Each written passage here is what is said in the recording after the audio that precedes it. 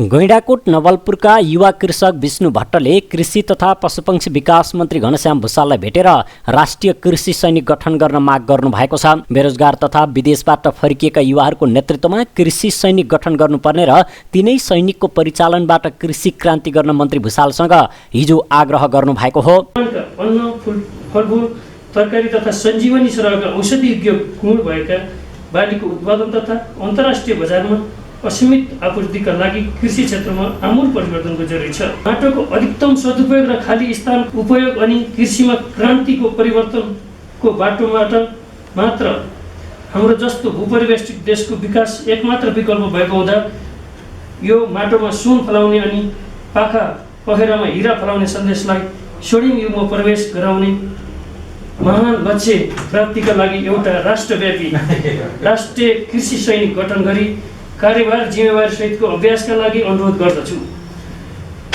यसको अवधारणाका साथै विस्तृत योजना सहितको कृषि सैनिकको बारेमा अवगत गराउन म तयार रहेको जानकारी गराउँदै यो पनि आशा राखेको छु कि यो पत्र पाउन साथ मैले पुनः भेट्ने मौका पाउनेछु। नेपालका विभिन्न स्थानमा पाइने वातावरण र मौसम अनुसारको खेतीबाली गर्दै माटोको अधिकतम सदुपयोग गर्न र खाली जग्गाहरू रहनै नदिन कृषि सैनिक आवश्यक भएको भन्दै भट्टले ध्यानाकर्षण पत्र हिजो मन्त्रीको कार्यकक्षमै गएर बुझाउनु भएको हो। घाँस लगाएर त्यसको बिउ तथा बेरुना वितरण गरिरहेको छु। हालसम्म 65 जिल्लाभन्दा माथि घाँस वितरण गरिसकेको म सरकारी समर्थन पाउन सके कृषिमा विशेष भूमिका निर्वाह गर्नुका साथै राष्ट्रिय कृषि सैनिक अभियानलाई सफल पार्नेछु।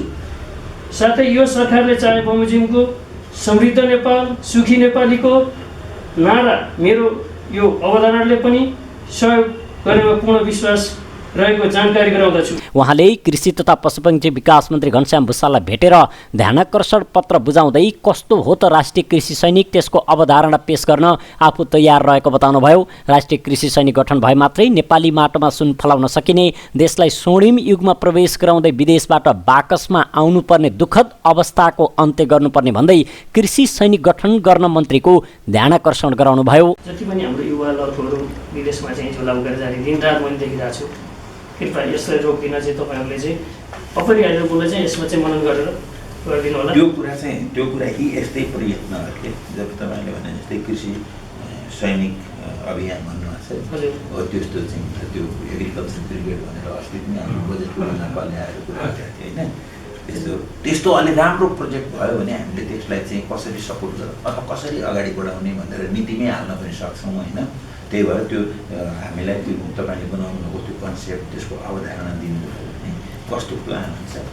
कृषि सैनिकमा समावेश हुनेहरूले कृषि औजार र प्रविधि लिएर कृषि उत्पादन बढाउने र देशको परनिर्भरतालाई अन्त्य गर्न यो अवधारणा आवश्यक रहेको भट्टको भनाइ छ। ध्यानाकर्षण पत्र बुझ्दै मन्त्री भुसालले भट्टको अवधारणा राम्रो रहेको बताउँदै विस्तृत व्याख्या सहितको प्रस्ताव माग गर्नु भएको छ। यसको विस्तृत व्याख्या सहितको अवधारणा ल्याएर फेरि आफूलाई भेट्न मन्त्री भुसालको आग्रह थियो। प्रयत्नहरू त्यसमध्ये चाहिँ अधिकांश प्रयत्नहरू असफल हुनेछन्, तर ती असफल प्रयत्नहरूले अर्को सफल हुने प्रयत्नलाई मलको रूपमा काम गर्छन्।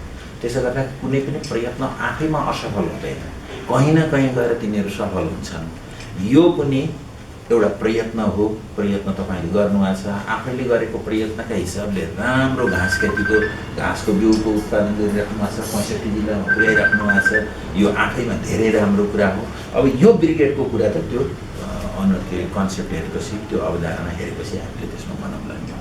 भट्टको जस्तै अवधारणा देशका लागि आवश्यक रहेको र विस्तृत व्याख्या सहितको प्रस्ताव आएपछि मन्त्रालयले नीतिगत रूपमा सम्बोधन गर्न तयार रहेको पनि उहाँको भनाइ थियो। मन्त्रालयका उपसचिव डाक्टर गङ्गा आचार्यले युवा कृषक भट्टले गरेको परिश्रमबाट अरूले पनि पाठ सिक्नुपर्ने आवश्यक रहेको बताउनु भएको छ। भट्टले उदाहरणीय काम गरेको भन्दै यो अभियानलाई आफूले पनि सक्दो सहयोग गर्ने बताउनुभयो।